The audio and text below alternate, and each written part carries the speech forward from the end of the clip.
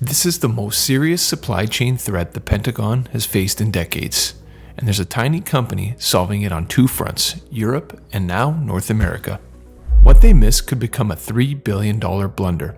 When Bill Gates and Wall Street titan Henry Paulson poured over $140 million into next-gen battery maker Ambri, they believed they were locking in the future of energy storage.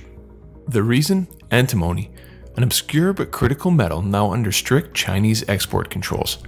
In a single stroke last September, Beijing's announcement sent antimony prices rocketing 185% to just under $30,000 per ton, igniting a panic at the Pentagon. Michael Sullivan, former Defense Department advisor, said this is the most serious supply chain threat the Pentagon has faced in decades. Without antimony, we can't produce vital equipment like night vision and armor-piercing rounds. But it's not just the military. Demand is also soaring in solar power, semiconductors, EV batteries, and fire safety. Commodity strategist Peter Mitchell calls it a perfect storm, pointing to China's 48% control of global output, sanctions on Russia, another major supplier, and a US stockpile that would last only 17 days in a crisis. The US military is facing a major shortage of antimony, a metal that's critical not just to US national security, but its broader economy. Through this turmoil, a fast up-and-coming Canadian outfit, Military Metals, has quietly secured rights to multiple historic antimony mines in Slovakia, a NATO-aligned country and member of the European Union. And historic antimony mines in North America. Yes, this is still an early-stage mining stock with all the usual risks. Military Metals is making significant strides with its flagship Todorova property near Bratislava, a high-potential antimony and gold project with impressive historical grades that far exceed the global average. The company has engaged SLR Mining Engineering, a globally respected firm, to calculate and model its historical resource, paving the way to bring it into compliance with modern standards. This strategic move demonstrates Military Metals' commitment to advancing projects and unlocking value. At Katusa Research, we see tremendous opportunity in the critical minerals sector. China's largest antimony miner commands a $2 billion market cap. Western governments are desperate to fund new supply, recognizing that 63% of US antimony consumption comes straight from China. We haven't seen a supply-demand imbalance like this since the rare earth crisis of 2010-2011, said Sullivan. Those who solved the shortage back then saw their valuations go 10 to 20 times higher. With antimony declared a critical mineral by 8 major nations, and prices already near $44,000 per ton, the potential for companies like Military Metals Corp to fill the Western supply gap may only grow. One of North America's most significant antimony mines in the early 1900s is the West Gore Project. But Military Metals Corp isn't concentrating all of its effects on a single continent. It's also making moves back in North America, in Canada's well-known World War I antimony mine in Nova Scotia.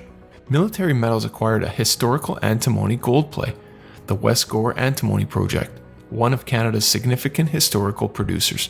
It was a key supplier to the Allied forces in World War I, with antimony production between 1914 and 1917. A new US angle, the Last Chance Project in Nevada. In a bold move to expand its footprint, Military Metals just signed a definitive agreement to acquire the Last Chance antimony gold property in Nye County, Nevada. It's only 70 kilometers north of Tonopah and 12 kilometers from Kinross's Round Mountain gold mine. Historical records show antimony gold occurrences with a small shaft that saw small-scale production. The property's geology, metamorphosed shales, carbonates, and ultramafic dites, points to attractive potential. Management recently staked 5 additional claims to secure more prospective ground, with fieldwork slated for Q2 2025 once winter conditions ease. The antimony land rush is a small cap adventure. Small caps are full of high risk, but shares in certain small cap mining stocks focused on antimony have surged recently. Australian ASX listed companies were the first to catch attention, with shares in domestic Larvotto Resources surging over 800% in the past 12 months. The Australian government has placed antimony on its critical metals list, and Australian traders are calling it an antimony party. One of Military Metals' market comps is Perpetua Resources, a past-producing, large-scale mine in Idaho backed by John Paulson and supported by the US government. Perpetua recognizes the critical value of antimony in its deposit, which includes 91,000 tons of antimony and 6 million ounces of gold, currently valued at approximately $1.2 billion. With a $1.84 billion government loan in process to bring its mine online by 2029, the US underscores the strategic importance of antimony. In contrast, Military Metals Corp valuation doesn't yet factor in the company's additional high-potential assets, including the West Gore Project in Nova Scotia and the Last Chance Project in the US. This is one to put on your radar as the company advances its projects and unlocks their value. Subscribe to the KRO, which is a Katusa Resource Opportunities, to find out exactly what prices I'm buying at and what price I sell at before the trade occurs. And you get to sell before I do. If you want to give your portfolio an edge, consider becoming a member and giving it a try for yourself.